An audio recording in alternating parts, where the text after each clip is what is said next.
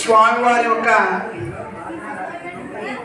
ఉపాసనతో ఉంటూ ఆ తరంలో సేవ చేస్తూ ఉండేవాళ్ళు.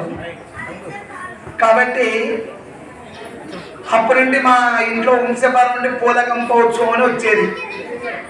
అప్పుడు బండ్లు, లారీలు, ట్రాక్టర్లు ఏం లేవు. మా అబ్బగారు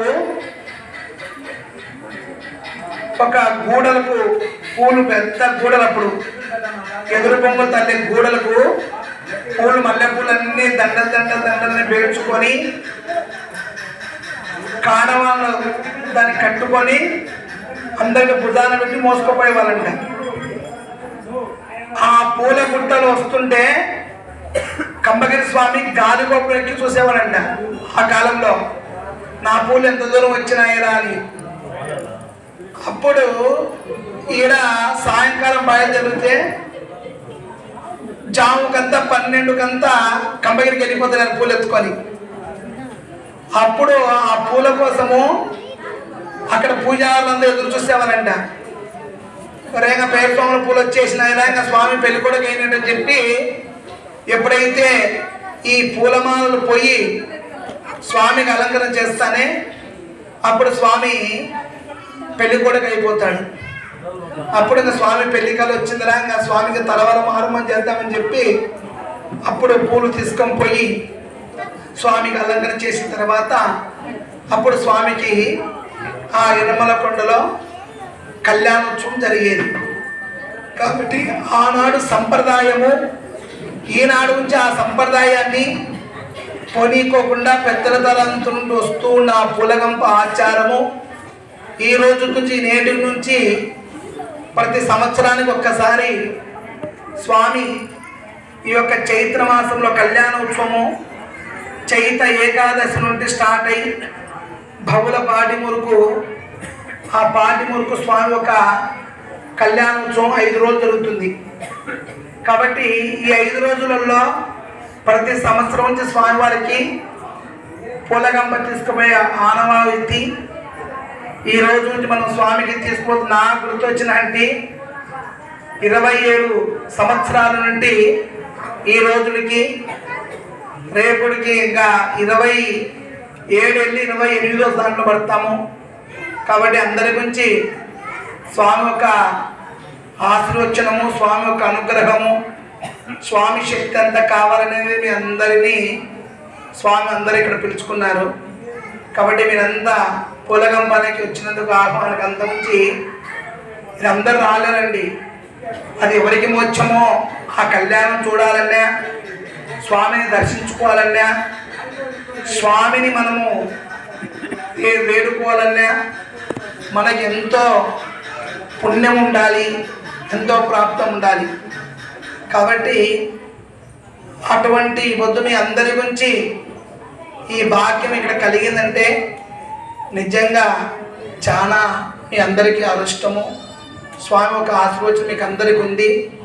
మీకు ఆయు ఆరోగ్యం అంతా బాగుండి భోగ్య భాగములతో స్వామి ఒక అనుగ్రహంతో మీరు ఇంకా ముందుకు వెళ్ళాలనేటట్టుగా, కోరిక తప్పకుండా తీరాలనేటట్టుగా స్వామిని మనస్ఫూర్తిగా ప్రార్థిస్తున్నాను.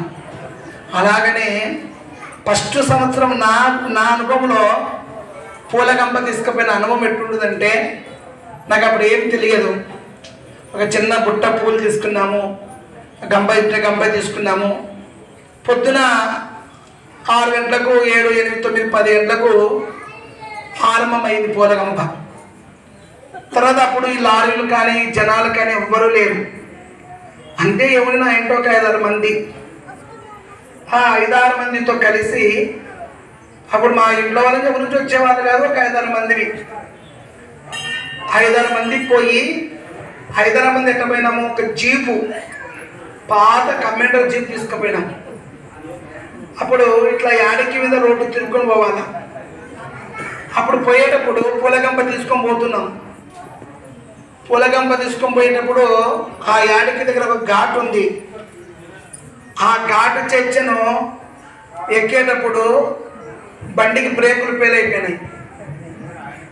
ఇంకా బ్రేక్ ఫెయిల్ అయిపోయినాయి, బండికి పోతా ఉంది. ఇంకా మాకు ఏం ఆయుధం ఏం లేదు. అప్పుడు ఏంటంటే ఒక గోవిందనామే ఆయుధం. లక్ష్మీ రమణ గోవింద అనేటట్టుగా స్వామికి గొంతెత్తి గోవింద పెట్టాము. ఆ ఘాట్ ఎక్కిపోయింది. ఆ ఘాట్ ఎక్కిపోయిన కొంత దూరం పోతానే గేరాట్ ఉంటుంది కదా, ఊడి చేతికి వచ్చేసింది. అయ్యో నరసింహ ఏంది పరిచ, ఇంకా బండి పోతా ఉంది. డ్రైవర్ పడతా ఉన్నాడు. స్వామి అంటాను, నేను డ్రైవర్ పక్కన కూర్చున్నా. స్వామి అంటున్నా, నువ్వు కొట్టురా అంటాడు స్వామి. ఇంకా బండి పోతా ఉంది. యాడికి కనుమ దాటాము. తర్వాత బూర్ల కనుమ ఎక్కుతున్నాం. ఆ బూర్ల కనుమ ఎక్కేటప్పుడు అది పాత జీపు, ఎప్పుడుదో అది. ఆ జీపు ఏదో పూలగం పోతుంటే ఎవరో వాళ్ళు ఇచ్చిన పెద్దలు, అది ఆ పాత జీపు వేసుకుపోయినాం. ఆ బూర్ల కనుమ ఎక్కేటప్పుడు ఏమైంది, ఆ డ్రైవర్ చెప్తారు స్టీరింగ్, ఆ స్టీరింగ్ కూడా వచ్చింది. స్వామి అంటున్నాడు, అంటే ఘాట్ ఎక్కుతున్నాడు. నువ్వు కొట్టరా అంటున్నాడు స్వామి. ఇంకా కంబగిరి సంఘం ఏం ఆయుధం లేదు. గోవిందలు వెనక ఒక ముగ్గురు ఆడలు ముగ్గురు మొగలు ఉన్నారు అంతే. గంప పట్టుకున్నారు, స్వామి పట్టుకున్నారు. గోవిందా గోవిందా గోవిందా గోవిందా. ఎక్కడే కానీ ఆ బండి ఆపడం కానీ నిలబెట్టడం కానీ లేదు. సర్రున ఎర్రమల్ల కొండ వచ్చేంత వరకు అది ఆడ ఆగలే. దాని స్టీరింగ్ లేదు, ఏం లేదు, అది రాటు లేదు. ఆ డ్రైవర్ దాన్ని ఇట్లా పట్టుకున్నాడు, పోతా ఉంది. లాస్ట్కు కంబగిరి కొండకు చేరుకున్నాం. అప్పుడు ఇంత సోమత అక్కడ లేదు. అప్పుడు అంటే ఎవరు భక్తులు లేరు కదా, 6 మంది అంతా. అన్నదానం స్టార్ట్ చేసాం. అప్పుడు ఒక చిన్న సరవ, ఒక 5 పళ్ళ సరవలో బియ్యం బ్యాగ్ తీసుకొచ్చిన సరవలో అన్నం వండినాం. ఆ అన్నము వండి పచ్చడే, పులగం పచ్చడి చేసాం అంతే. ఆ పులగం పెంచి ఆ పులగం పచ్చడే. అప్పుడు కొండ నుంచి అన్నదానం లేదు. అందరూ అన్నం పెడుతుంటే వస్తూ ఉన్నారు. ఆ గిన్నెల నుండి పెడుతుంటే వస్తా ఉన్నారు. దాంట్లో దాదాపు 5 పళ్ళను ఎంతమంది తింటారు? తింటే ఒక 10 మంది 20 మంది అయిపోతారు. 7 మంది ఫోన్ చేసినారు. అది గుర్తేది ఇచ్చరాకులే, కొనకొచ్చిన ఇచ్చరాకులు, ఇచ్చరాకులు. 7 మంది ఫోన్ చేసి తృప్తిగా పచ్చడనం బాగుంది బాగుంది బాగుందని అందరూ తృప్తిగా ఫోన్ చేశారు. అది తొలితన ఒక అనుభూతి. అలాగా కంబగిరి స్వామి కొండకు ఆ టైంలో అట్లా పూలగం కూర్చొని చేసుకొని ఆ విధంగా వచ్చే రోజులు. ఈరోజు మనం అంతా ఉంచి ఎంత బత్తగోటితో అంతా ఉంచి పోతున్నాము. కాబట్టి ఇదంతా ఉంచి మీ అందరి కోసం ఇప్పుడు చేసే ఈ కార్యక్రమం అంతా నా కోసం కాదండి. నాకేమి ఆశ అనేది ఏం లేదు. కానీ ఒకటి నాకు ఆశ ఉంది. ఏముందంటే భక్తులందరూ బాగుపడాలి, కష్టాలు తీరాలి. ఇక్కడ ఈ కంబగిరి స్వామి క్షేత్రానికి ఎవరైతే వచ్చారో వాళ్ళకి అందరికీ బాధలు